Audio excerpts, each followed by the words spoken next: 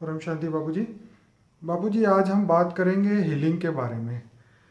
मेरे पास बहुत सारे क्वेश्चन हैं हीलिंग के बारे में। जैसे कि हीलिंग के आज पूरी दुनिया में हीलिंग थेरेपी जो है वो हर जगह पे अपने अपने अलग अलग नामों से, इसको अल्टरनेट थियरी ऑफ हीलिंग भी बोलते हैं।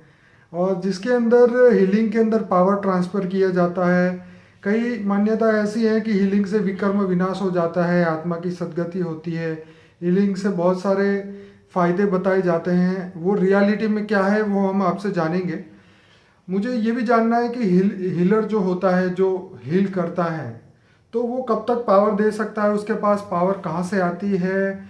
और मेन चीज़ ये है, क्या हीलर और हीलिंग करने वाला और हीलिंग लेने वाला, क्या ये दोनों के बीच में कर्म भी बन जाते हैं, कर्म बंधन बन जाता है क्या। हमने सुना है साधु संत भी पहले हील किया करते थे, तो उसके बारे में भी जानना चाहेंगे।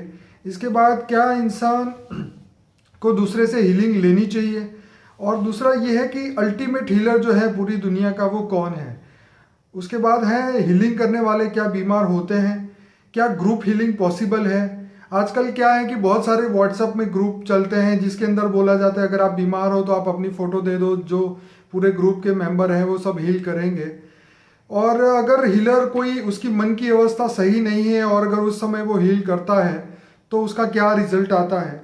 और जो जैसे आप कई बार बोलते हैं कि नेगेटिव जो आत्माएं हैं उनकी परछाई भी नहीं लेनी चाहिए। तो अगर हमारे से अगर कोई हीलर हमें ऐसा मिल जाए जो कि वो अंदर से नेगेटिव है बाहर से पॉजिटिव है, तो उससे हमारी आत्मा पे क्या उसका रिएक्शन आएगा, ये अल्टीमेटली हम हर बात आपसे जानना चाहते हैं हीलिंग के बारे में। तो कृपया करके आप हमें बताइए कि सच क्या है।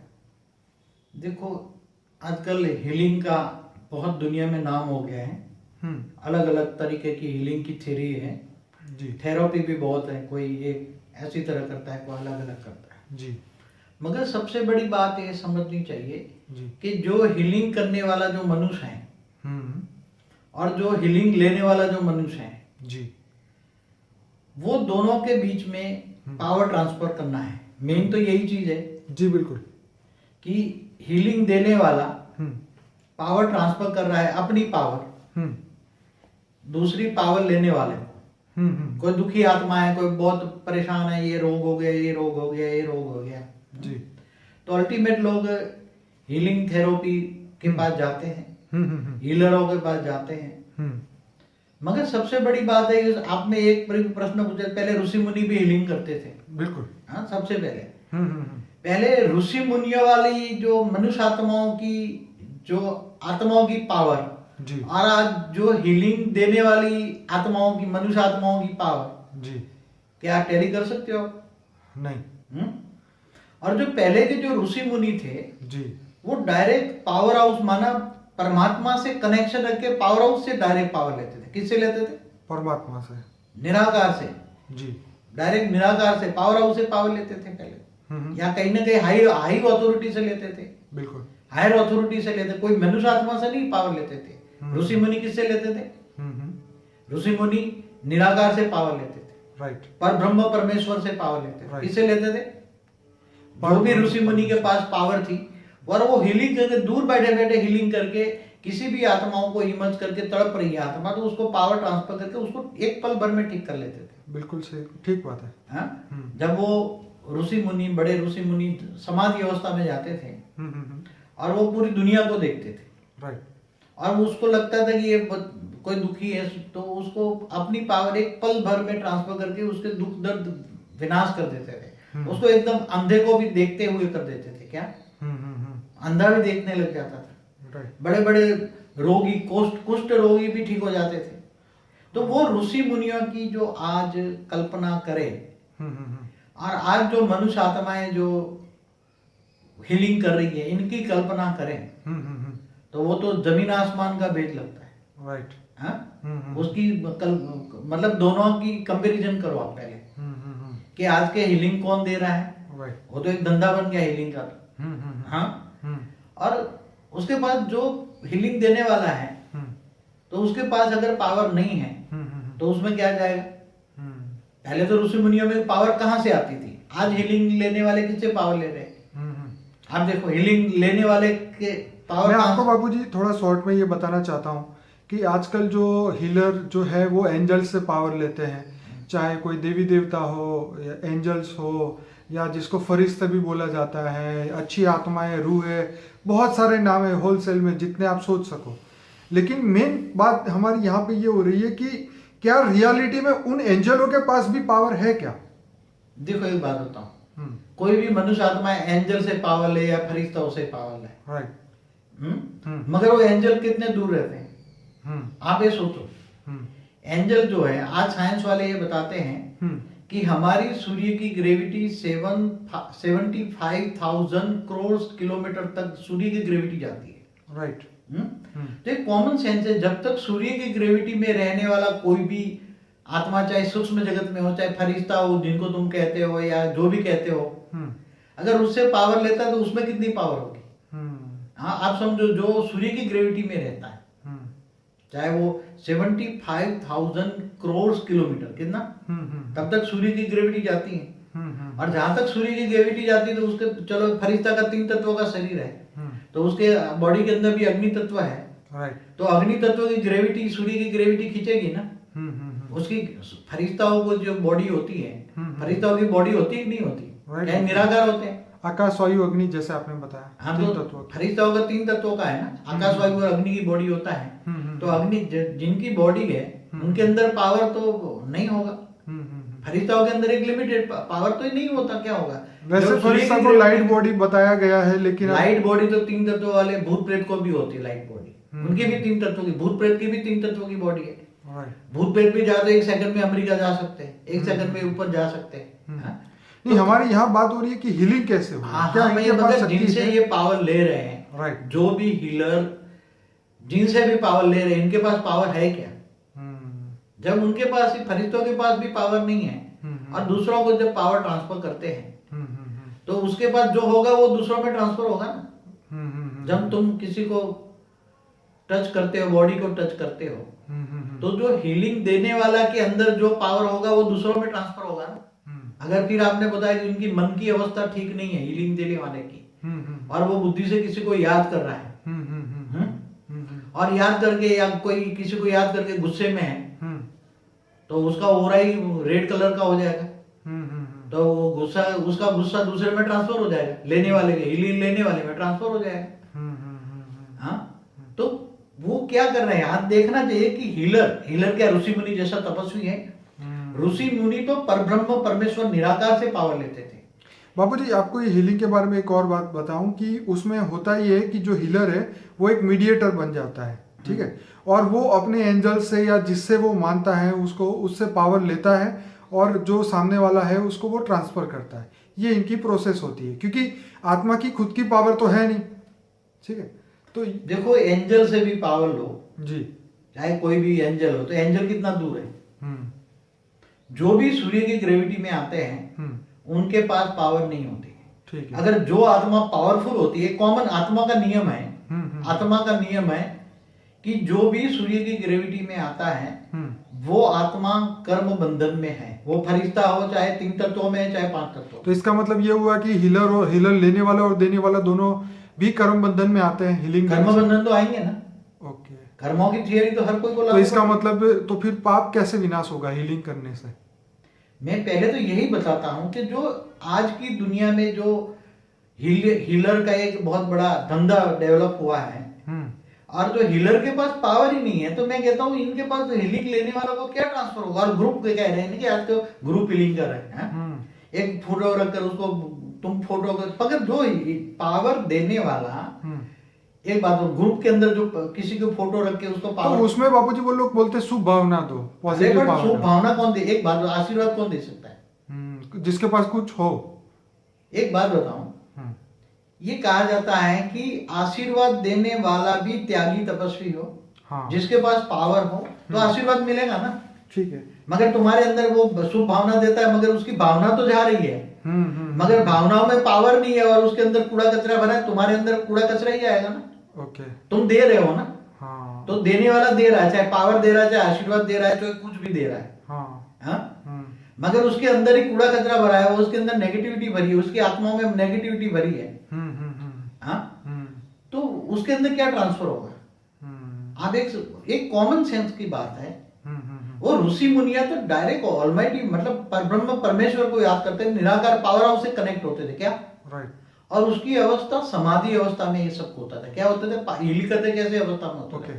हाँ, उसके पास वो पावर हाउस से डायरेक्ट कनेक्शन होते थे। ओके बाबूजी, अभी बीच में आपको फिर से डिस्टर्ब करूंगा। मैं फिर से ये बात बोलूंगा कि कहीं जैसे शिव योग सिखाया जाता है तो शिव से पावर ली जाती है, ठीक है। तो आपने ये भी बताया कि शिव तो एक ब्रह्मांड का मालिक है और एक उनके पास लिमिटेड बजट का पावर है इस ब्रह्मांड को चलाने के लिए है। तो रियलिटी में जो पावर, जैसे आपने कई वीडियो में हमें बताया भी है, जैसे आपका मेडिटेशन का वीडियो है और उसके अंदर आपने ये बताया कि एस्ट्रल ट्रैवलिंग के बारे में आपने बताया है, इनविजिबल साइंस के बारे में बताया है, बहुत सारी बातें आपने अलग अलग वीडियो में बताई है। लेकिन मैं अभी ये बताना चाहता हूँ कि जो रियलिटी में हम कर्म बंधन से जुड़ते जा रहे हैं, हम किसी से भी हीलिंग ले रहे हैं, हम किसी से 1 रुपया भी लेते हैं तो हम उसके साथ कर्म बंधन में जुड़ते हैं। अगर हम किसी से शुभ भावनाएं लेते हैं या हम किसी से हीलिंग लेते हैं तो हम फिर से उससे और बनते जाते हैं। तो अल्टीमेटली जो पावर सोर्स है, जैसे एंजल का भी एक लिमिटेड पावर है, जैसे आपने बताया कि वो सूरज से ऊपर नहीं जा सकते, उनकी ग्रेविटी को क्रॉस नहीं कर सकते, तो उनका भी एक फरिश्ताओं का भी एक लेवल है। जैसे आपने पहले भी बताया जन लोग, तप लोग, महर्षि लोग, तो जो ऋषि मुनि थे वो वहां तक बाइंड कर सकते थे, उससे ऊपर नहीं जा सकते थे। तो ये जो एंजल्स हैं वो भी उनका एक लेवल फिक्स है, जो पावर वो लाते हैं वो भी एक फिक्स है। तो अब रियलिटी में जो पावर चाहता है वो करे क्या? देखो एक बात बताऊं तुम्हें, जैसे मैंने एक मेरे वीडियो में योग के बारे में बताया है कि आत्माओं को योग माना कनेक्शन किससे पावर मिल सकता है। पावर हाउस को ढूंढो ना तुम। हाँ, पावर हाउस कौन है? बेहद के विश्व को चलाने वाला है, बेहद के विश्व का रचयिता, माना अल्टीमेट ऑलमाइटी ऑथोरिटी, जो मैंने बताया मेरा अल्टीमेट हीलर, अल्टीमेट हीलर, सारे विश्व को हीलिंग देने वाला, सारे विश्व को चलाने वाला, पावर देने वाला, खरबों मल्टीवर्स चलाने वाला। कितना विजिबल और इनविजिबल, विजिबल तो कुछ भी नहीं है, इनविजिबल दुनिया बहुत बड़ी है, वही बेहिसाब, मतलब ऐसे लाखों एंजलों को, करोड़ों एंजलों को। इसलिए तो गीता में भी भगवान कृष्ण ने क्या कहा है जी बताइए। तू मुझे देह और देह के सर्व संबंध भूल कर आत्मस्वरूप बन, मुझ परमात्मा को याद कर, तो मैं तेरे सर्व पापों का विनाश कर दूंगा। ठीक है। तो तुम उसको क्यों नहीं जुटते और एक मामूली इंसान के हीलरों के पास चले जाते? ऑलमाइटी ऑथोरिटी को पकड़ो ना। और निराकार, मैंने वो मेरी वीडियो देखना, उसमें बोला है कि ऑलमाइटी ऑथोरिटी निराकार है, उसे पावर हाउस से पर बाबूजी आज का इंसान फास्ट रिजल्ट चाहिए। अभी जैसे गोली खाई और 4 घंटे में ठीक होने वाला है। अगर इससे क्या मिलेगा? हीलर के पास कचरा भरा है, वो नेगेटिव सोच रहा है और नेगेटिव सोचते सोचते तुम्हें टच कर रहा है बॉडी को, तो कचरा ही आएगा ना। क्या आएगा? उसके बाद देखो, उसके पास जो अल्टीमेट होगा वो आएगा ना तुम्हारे पास। तो उसका कारण शरीर में कचरा भरा है। हाँ। अगर वो हीलर, एक बात बताऊं, हीलर अगर पावरफुल आत्मा होती तो मनुष्य आत्मा ही नहीं होती। एक बात सोच लो, अगर ये तुम कर्म की थियरी सोचो, मनुष्य क्यों बनता है? कई फरिश्ता से देवता बनता है क्या? फरिश्ता से देवता, देवता से मनुष्य बनता है ना।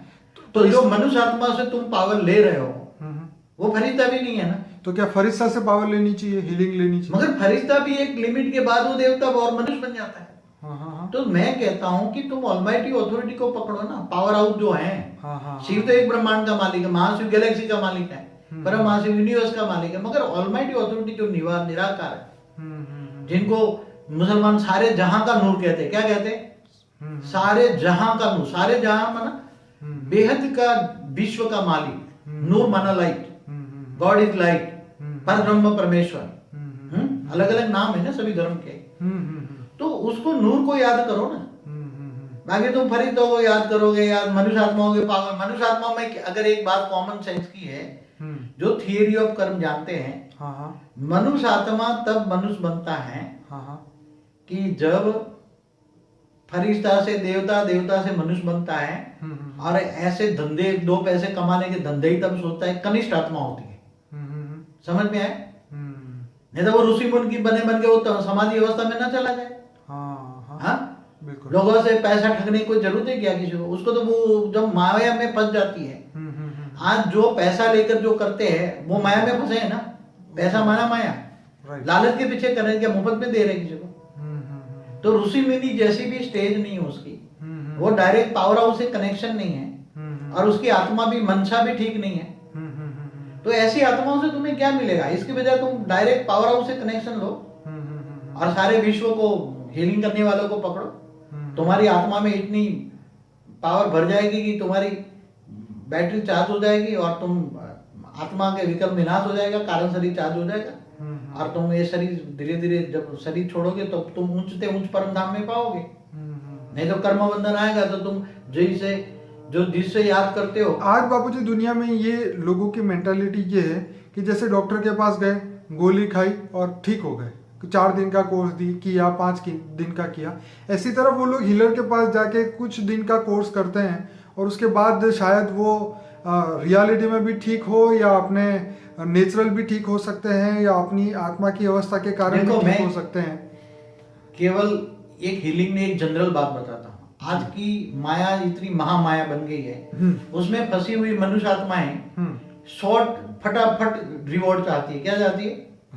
चाहे पैसा भी चाहिए, चाहे शरीर को ठीक करना, हर चीज। गोली खाओ, इंजेक्शन लो और ठीक हो जाओ। ठीक है, मगर ऐसा नहीं होता है, ऐसा नहीं होता। आज क्या कहते हैं? एस्ट्रोलॉजी के पास जाते हैं, तेरे मेरे ग्रहों की ग्रह शांति कराओ, मेरा ये करो। अरे ग्रहों के पास भी इतनी पावर नहीं है। ग्रहों को तो रावण ने अपने वो बल तले कुचल दिया था उसको। ये तो बात सही है। राहु को और शनि को पीटता था वो। रावण सारे ग्रहों को अपने कंट्रोल में कर लिया था उसने, अपने खटिये से बांध के रखा था ग्रहों को। वो तो हनुमान जी ने जाके छुड़ाया। ये तो बात सोचने तो तुम ऑलमाइटी अथॉरिटी, तो ग्रह भी क्या करेंगे तुम्हारा? और फिर देवता चाहे फरिश्ता कहो चाहे देवता भी मनुष्य बन गए। मैंने कई वीडियो में कहा, जिनकी तुम वायु देवता, जल देवता, अग्नि देवता, आज आप यज्ञ हवन भी कर रहे हैं तो क्या वो बारिश क्यों नहीं होती? आज ये नेचुरल कैलेमिटी क्यों आती है? ये धरती तमो प्रधान क्यों बन गई? ये सोचो, कॉमन सेंस ओवरऑल सोचो। तो बापूजी जैसे आप बोलते हो कि ऐसे लोगों की किसी की भी परछाई में तुम जाओगे तो उसका संका रंग तुम्हें लगेगा। एक बात बताऊं, जो तमो प्रधान आत्मा होती है उसकी परछाई माना ओरा तो होता है ना। हाँ, बिल्कुल ओरा होता है ना। बिल्कुल। तमो प्रधान आत्माओं का ओरा कैसा होता है? परछाई माना ओरा, उसकी छाया लेना माना तो ओरा। ठीक है। तो उसकी तमो प्रधान आत्माओं का ओरा तमो प्रधान होता है। गुस्से करने वाला का रेड होता है, क्रिएटिव का ग्रीन होता है, ब्लू होता है, पॉजिटिव। तो हर मन की गति के कारण ओरा बदलता रहता है। तो किसी के ओरे में माना छाया नहीं लेनी चाहिए ना। शास्त्रों में भी कहता है कुत्ता को घर की बाहर रखो, क्यों? कुत्ता का ओरा खराब है, उसकी छाया भी नहीं लेनी चाहिए। क्यों? मगर आजकल क्या है, जानवर बुद्धि हो गई, पत्थर बुद्धि हो गई, तो कुत्ते अपने घर में अपने पास सुलाते हैं। बाबू जी विदेश में तो बिल्ली और कुत्ते रखने का रिवाज है। जैसे एक बात बताऊं, विदेश वालों की हालत क्या है? आप मन की हालत देखो इनकी, जानवरों जैसी है ना।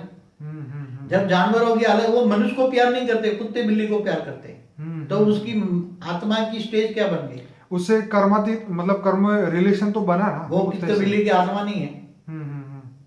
अभी थोड़ा दिन, अभी मैं कल परसों वीडियो टीवी देख रहा था, एंशिएंट एलियन में बताया कि ये जो जंगल में बता कीड़े मकोड़े, जो छोटे छोटे कीड़े मकोड़े है ना, वो बोलते हमारे पूर्वज है। क्या बोलते? हमारे पूर्वज। तो मनुष्य आत्माओं के पूर्वज कीड़े मकोड़े क्यों बन गए? वो तो फरिश्ता थे। मनुष्य आत्माओं तो फरिश्ता भी अवतार है। पहले फरिश्ते, धरती पर जो पूरा ब्रह्मांड बनाया तो पहले फरिश्ते बनाए थे भगवान। उनकी हर बात सच भी तो नहीं है ना एंशिएंट एलियन की। अरे वो रिसर्च करने वाले, उसको कोई इंस्पिरेशन देकर बुलवा रहा है ना, उसको रिसर्च कराने वाले, जैसे साइंस वाले रिसर्च कर रहे हैं तो कोई इंस्पिरेशन दे रहा है ना। तो हर बात को हम नकार भी नहीं सकते ना किसी की। नहीं, हर एक की एक लिमिट भी तो होती है ना। क्यों? हमारे शास्त्रों में नहीं लिखा है? गरुड़ पुराण पढ़ो कि 33 कोटि देवताओं का राजा इंद्र भी नरक का कीड़ा बन गया। हाँ, क्या झूठ है क्या शास्त्रों की? नहीं, ठीक है, मान लिया ये। बस करोड़ों साल के अंत में जब आत्मा 1 सेल का बन जाता है, 2 सेल का बन जाता है, आत्मा में पावर नहीं रहती। इसलिए आज मेन सब्जेक्ट है हीलिंग। किससे पावर लेना नहीं चाहिए, सोचना चाहिए कि तुम्हारा हीलर कैसा है। मायावी तो नहीं है। जो मायावी हीलर है, जो फीस लेता है, माया में फंसा है, मुफ्त में करें लोगों का काम। अगर मैंने फेसबुक पे एक जगह लिखा था कि ये जो हीलर है ये अलग अलग जगहों पे हीलिंग देते हैं, ये लोग फ्री में हॉस्पिटल में क्यों नहीं पहुंच जाते हीलिंग देने? तो अगर पावर है तो हॉस्पिटल में जाके फ्री ऑफ वो करो, लोगों को लाइन लग जाएगी तुम्हारी। मगर वो पावर नहीं है, वो जो पैसा लेकर जो करते हैं वो माया में फंसे हैं। चलिए इस बात को छोड़ देते हैं, पैसा लेते हैं कि नहीं लेते, रियलिटी में उनके पास पावर कहाँ से आती है और कब तक रहेगी, बहुत बड़ा क्वेश्चन है। एक बात बताऊं, इनके पास पावर कहाँ से आएगी? वो फरिश्ता से लेते हैं। हाँ ठीक है। फरिश्ता की भी पावर नहीं है, फरिश्ता भी नीचे गिर रहे हैं।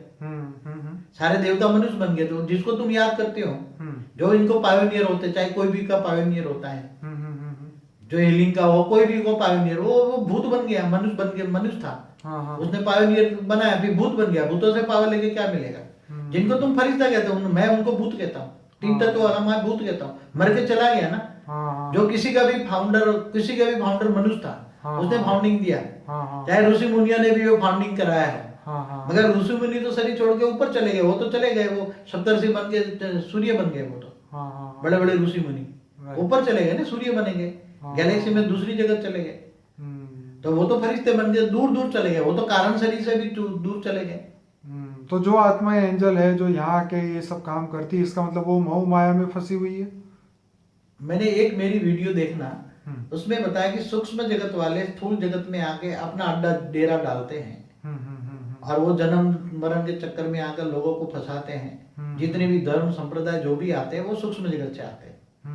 जो स्थूल जगत में देख रहे हैं वही सूक्ष्म जगत है। तो सूक्ष्म जगत वाले माना तीन तत्व वालों को याद करके कोई पावर नहीं मिलेगा।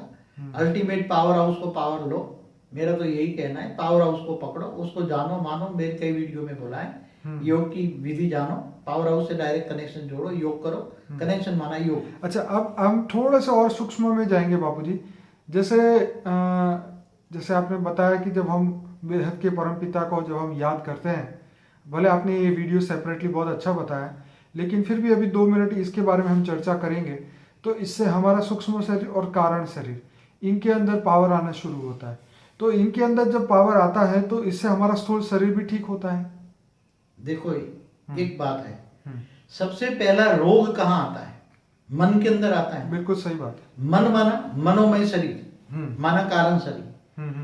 मन के कारण जो शरीर, मन के कारण जो शरीर बनता है, वो कारण शरीर है। राइट। तो कारण शरीर में रोग आता है, मन में से ट्रांसफर हुआ कारण शरीर में। पहले मन में रोग आया ना। मन में कहाँ से आया? देखने से, सोचने से और वायुमंडल से। मन वचन कर्म से जो तुम सोचते हो, जो कर्म करते हो, उसके कारण मन में रोग आया। मन के सोचने से कारण शरीर में ट्रांसफर हुआ, कारण से सूक्ष्म शरीर में आया, और सूक्ष्म शरीर डिफेक्ट हुआ, तुम्हारा ओरा खराब हुआ। ओरा खराब होगा, फिर उसकी इफेक्ट स्थूल शरीर पर पड़ता है। इसलिए पावर हाउस से कनेक्शन जोड़ोगे, पावर हाउस से पावर लोगे, तुम्हारी आत्मा रूपी बैटरी चार्ज हो जाएगी, तुम्हारी आत्मा रूपी बल्ब जल जाएगा। तो आत्मा में पावर, अल्टीमेट आत्मा में पावर चाहिए ना। अल्टीमेट आत्मा में वो पावर हाउस से ही पावर आएगा। किसी कोई पावर ट्रांसफर करे, वो परम लाइट चाहिए। ये नहीं चाहिए लाइट, ये लाइट नहीं चाहिए, परम लाइट चाहिए। सूर्य की रोशनी भी नहीं चाहिए, वो अग्नि तत्व है। क्या है? अग्नि तत्व। अग्नि तत्व है, सूर्य की रोशनी अग्नि तत्व है। देखिए बाबूजी, यहाँ पे बहुत जबरदस्त आपने ये बात बोली है कि जो हमें तत्व चाहिए वो परम तत्व, परम लाइट चाहिए हमारी आत्मा को। ठीक है, अब वो डेफिसिट हो गए, इसीलिए हम यहाँ पे बीमार हो रहे हैं या हम दुखी हो रहे हैं। अब आपने जैसे बोला कि परम पिता, बेहद के परम पिता को याद करने से परम लाइट और परम तत्व आते हैं। और ये जो 5 तत्व है, आकाश, वायु, अग्नि, जल और पृथ्वी, ये पांचों का जो मेन सोर्स है वो है परम तत्व। तो जब हम बेहद के परम पिता को याद करते हैं तो हमारे अंदर परम तत्व, परम लाइट आती है। उससे हमारे 5 तत्व चार्ज होते हैं और सूक्ष्म शरीर, कारण शरीर चार्ज होता है, मनोमय शरीर चार्ज होता है, और हमारा स्थूल शरीर जो है वो धीरे धीरे धीरे ठीक होना शुरू हो जाता है। तो अब ये बताइए कि अब ये हमें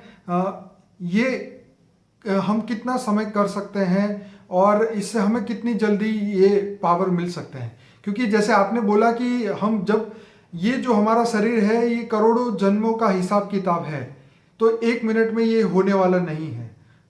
देखो एक बात बताऊं जी, बेहिसाब जन्मों के कारण तुम मनुष्य बने हो।